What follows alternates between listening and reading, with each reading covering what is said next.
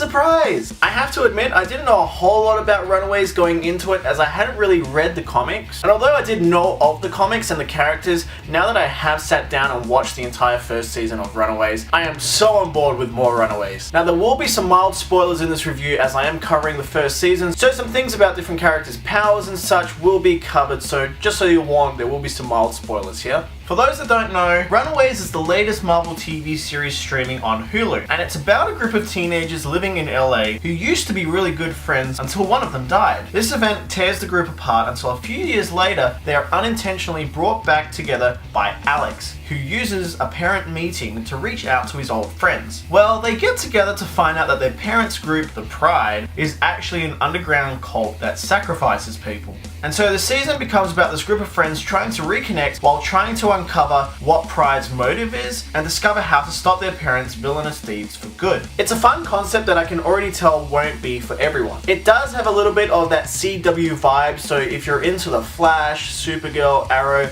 or even Marvel's own Agents of S.H.I.E.L.D., this definitely will suit you. But being on Hulu or streaming service, you do get a little bit more than what the CW shows can get away with. So you get a little bit more violence, a bit more provocative nature, so the show does get away with a little bit more than what you're probably expecting. While I wouldn't put this show in an all-time best TV shows list, the show can definitely get really addicting and fun. And it is mainly due to the Runaways, as the entire cast here is fantastic. And I'll admit, with having that CW vibe, there isn't one ugly or average looking person on this show. Everyone is at least somewhat attractive here. But everyone in the cast is fantastic here. Renzi Feliz as Alex Wilder, who is the tech guru of the group and a prodigy, is a great leader for the Runaways. Lyrica Okano as Nico, who spends the season uncovering information about her sister's death while discovering secrets her family has kept from her. Virginia Gardner as Carolina, who starts the season as this innocent, brainwashed church girl who comes to discover she can glow and shoot rainbows from her hands, while Ariella Beira as Gert, who honestly I think is the standout in the show. She starts the series as a very standoffish social justice warrior,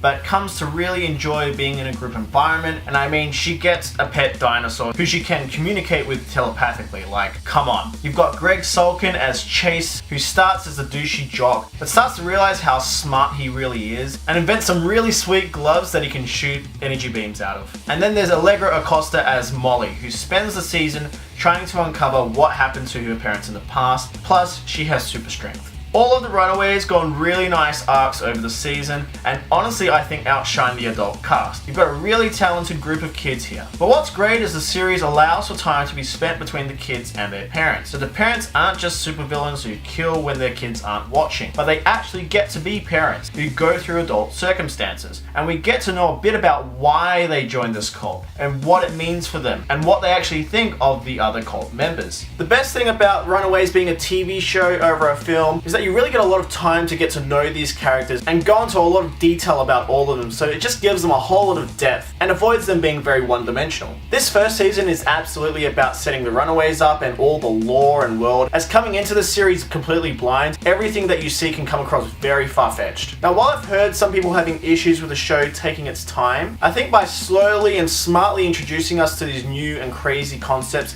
it avoids people from getting overwhelmed by everything that happens on the show. Because by the end of the first season, you're fully on board with what people's powers are and what the characters can do, because the show starts grounded and feels real before it gradually progresses into the more zany and fantastical. The show really eases you into the Runaways lore, which I think was a very smart choice, especially for someone like myself who hadn't read the comics. Again, it helps that the cast are all fantastic here. The cast and the writers have really put a lot of work into making you fall in love with the characters, especially as they make the show worth investing your time in and make the show somewhat believable. Now, being a show that is set in the Marvel Cinematic Universe, you do get a fun Stan Lee cameo, but other than that, this show is very much standalone, as are most Marvel Cinematic Universe set shows like Punisher and Daredevil and etc. This show is even set in Los Angeles, away from the antics of the Avengers over in New York on the East Coast, to the point where I don't think any of the Marvel films were actually referenced here, unlike how Daredevil would mention the event or subtly mention Hulk or Iron Man. It does bring into question where this fits in with the Marvel Cinematic Universe, particularly in terms of continuity, where you've got tech such as the Wizard software that